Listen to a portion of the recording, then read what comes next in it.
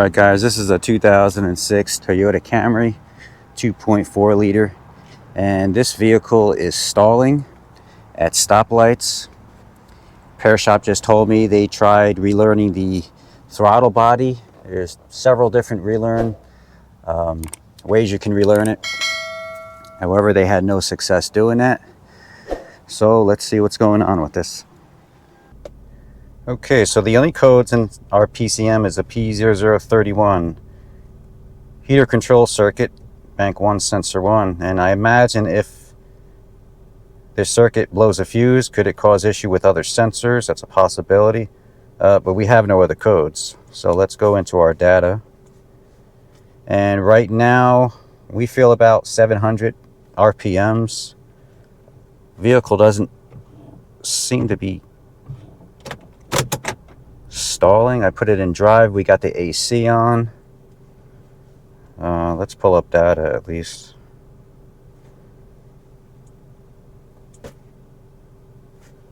We may have to drive this.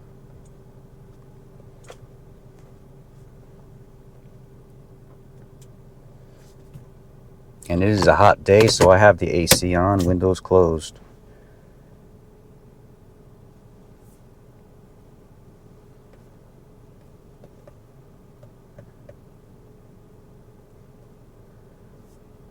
So we're just under 700 RPMs. Let's pull up our trims. Mass airflow, throttle.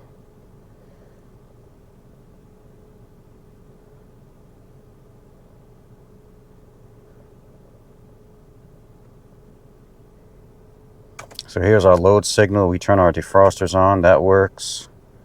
Idle signal is on right now. When we step on this gas, that should change to off, and we do. And as I step on when I step on this accelerator pedal, I can feel the engine hesitate. It takes a real long time for it to rev up. All right, let's see what we have here. Engine speed under 700, mass airflow grams look good. Throttle positioning looks good. Air fuel sensor is fine. Throttle position and idle signal are both working. Yeah, so what I'm more concerned of this hesitation. Right now our RPMs are okay, so I'm going to chase around this hesitation right now.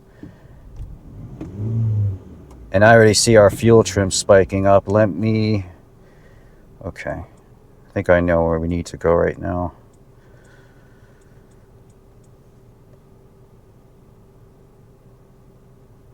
And I just heard a pop coming out of the intake when I stepped on the gas. That's usually a lean condition. All right, let's graph this. We're going to graph our fuel trims. All right, I'm going to snap the throttle. Oh yeah, we spiked way up. We hit almost positive 30 on our long terms, and there was a huge hesitation. This has got to be contributing to their stalling issue. And I'm going to go drive it just to see. But we have definitely a mass airflow or fuel delivery issue. Let me go take a look underneath the hood. All right, so I'm planning my next move. Do I want to crack a fuel line and check fuel pressure? I don't see any Schrader valves here. So I'm just probably going to do a VE test and go wide open throttle, maybe second gear. I'll show you how to do that. And I guess while we're at it, we're obviously going to test drive it. So that's a lot better than cracking this fuel line open and checking fuel pressure. So let's go ahead and try that. All right, so I just got back on a test drive. And before we punch in the numbers into the VE calculator, I want to show you the long-term fuel trims in response to engine RPMs. So here is a snapshot. Our red traces our RPMs, and as our RPMs increase, we can see our green trace, which is our fuel trims. Our fuel trims just spike right up to positive 30%.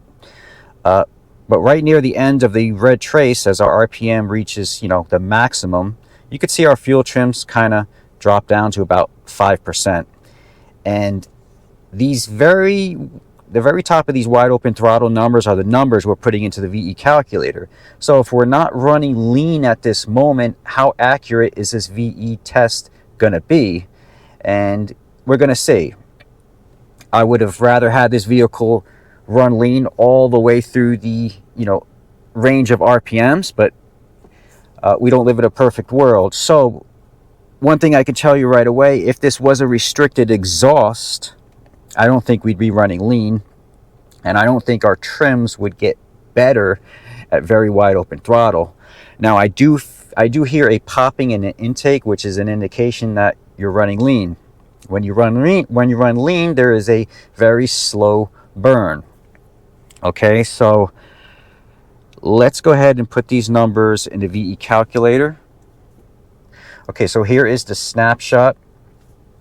We have engine speed 6048.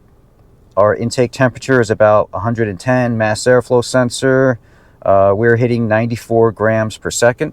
So we come to our VE calculator, engine size, RPM, mass airflow, intake air temperature, barometric pressure, that's in kPa, that's fine.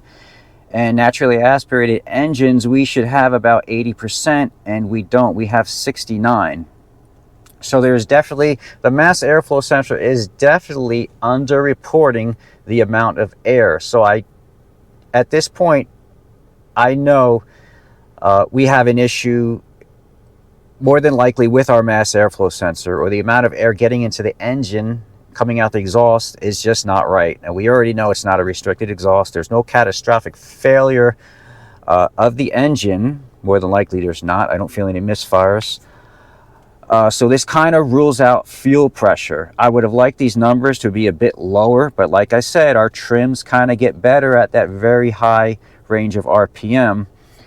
So at this point, I think I am going to take the mass airflow sensor out, check powers and grounds, cleaning it, see if we get any better results, and they will probably be getting a mass airflow sensor. So let's go ahead and just do that real fast. All right, so before we take it out and see if it's dirty, we're just going to check our powers and grounds. So this is our power. We have 13 volts. Now we're going to check our sensor grounds. I'm going to take the lead. So I'll take one lead on ground, go to the other on the sensor ground, and I don't think I have a good connection there.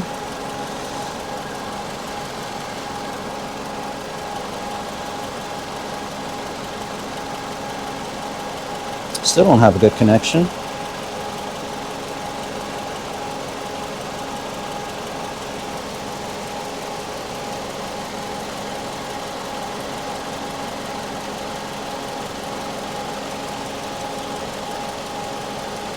Okay, so here is our sensor ground. We are 15 millivolts, so that's about right, 20 millivolts under. So this sensor ground and power wire going to the mass airflow is good. Let's go take it out. All right, I know this is probably going to be impossible to see, but this filament is so gunked up and corroded right now. I think I'm just going to try to clean this and see if our trims get better. At least I can show you guys that. You're not really supposed to clean these, but this thing is done anyway, so we're just going to do that real fast. See if we can get a difference in our trim numbers. I don't think you can see that. All right, let's go.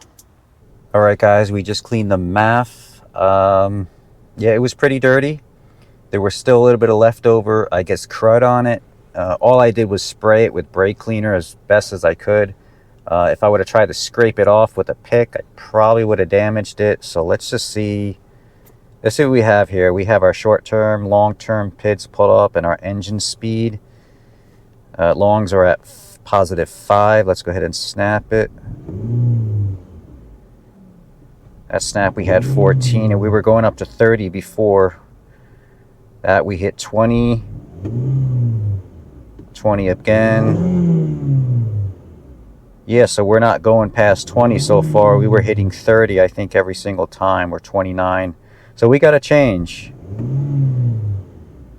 So this is getting a mass airflow sensor, no doubt about it, and this should correct their hesitation.